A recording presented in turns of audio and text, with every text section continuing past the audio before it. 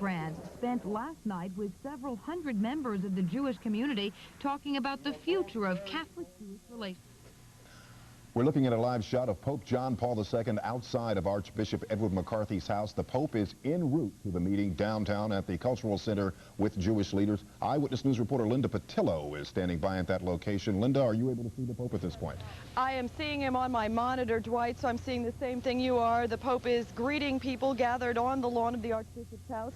There is a choir there to sing to the Pope. We don't know at this time whether he's going to have time to hear the choir or whether he's running late to that meeting with the Jewish leaders. I hear the choir singing now. Perhaps we can listen in.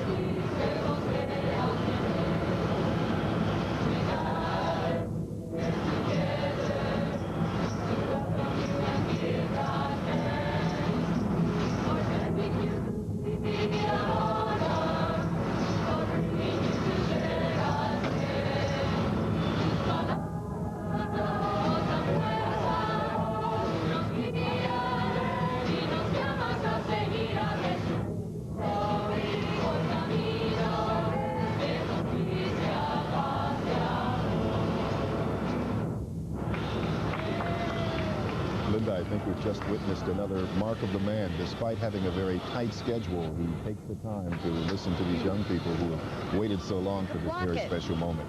Absolutely, Dwight. You're looking now at an aerial view of the Mourningside neighborhood, which is still cordoned off 15 blocks around the Archbishop's house. The Pope seemed pleased with the choir on the lawn singing a Polish song for him.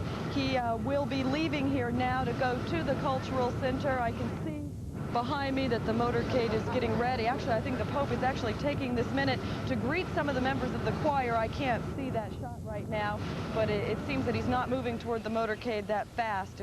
I don't know if you can see the shot or not, if he's still talking with the members of the choir.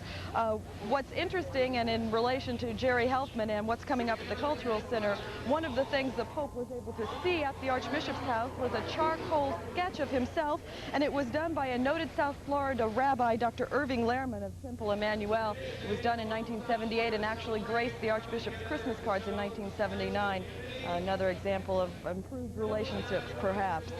We are waiting for the Pope to leave here. I'm having a little difficulty seeing, as you know, we are at least 2 blocks away, and I don't know if you can see on your pool shot whether he's getting any closer to leaving. We see cars lined up outside of the house.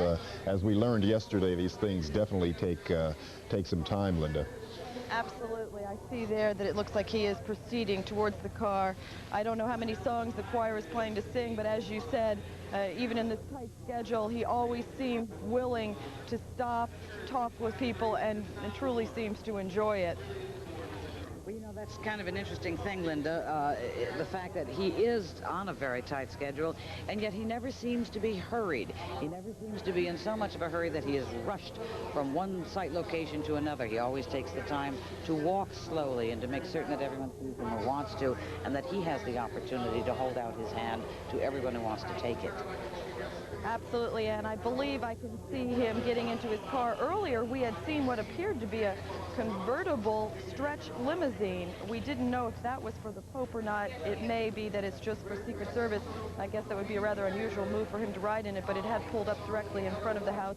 I don't even see it in our shot right now, so I assume he will be riding in more secure conditions than that. And I'm hearing a lot of noise. I take it that's the choir from your location and not the choir on the Archbishop's lawn. No, I don't think. I think all of the noise is coming from this location. It's a very enthusiastic crowd. It's almost like a pep rally, as Father Fetcher says. They keep announcing things from the stand, but because I'm listening so carefully to you and to Dwight that I can't actually be certain of what is happening, but I guess when a specific name or a particular group or a particular comment is made, it excites this crowd who's so enthusiastic anyway and most anxious to be here this morning when the Pope celebrates Mass. I believe you have some movement there, Linda. Yes, the papal entourage is leaving the Archbishop's house at this moment. They are surrounded by Miami police officers, Secret Service agents. They have turned the corner outside of the Archbishop's neighborhood. They should be heading up 53rd Street towards Biscayne. Many streets in downtown Miami closed off now, of course, to escort the Pope on his way to the Cultural Center. So he wraps up about exactly 12 hours here in the Archbishop's Mourningside neighborhood. A very peaceful time for the Pope, very private in light of all the other very public appearances he'll be making here in Miami. I know it was probably a rest that he enjoyed after yesterday's excitement and what's ahead today. And? Well, it's a very exciting night for the Archbishop and for that entire neighborhood, and it's something that they certainly won't forget. Unfortunately, in order to get that shot of the Pope leaving the Archbishop's home in Mourningside, we had to cut short the very fine report that was being done by Jerry Helfman.